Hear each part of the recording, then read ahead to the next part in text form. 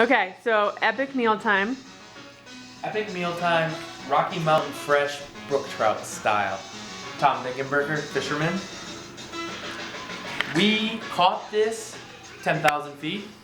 Lake 10 miles from here.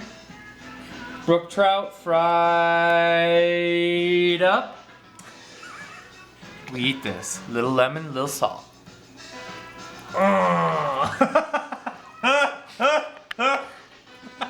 Ooh, that's good. Little lemon, little salt. Fried up on the pan. Look at the caucus pile.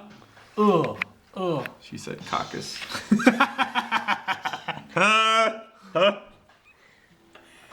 Then look. That's good. That's good. That's good. Then we gotta look at the pan. A lot of oil. A lot of oil. Now we gotta find a face. Oh, one of the fish heads that you ripped off like a barbarous woman that you are. Hey. Oh. Yeah. This used to be the fish. Good thing we didn't do an epic mealtime fish gut style. Oh. In about 45 minutes, Tom should be done this 3 ounces of fish. Shut up. It's gonna be good.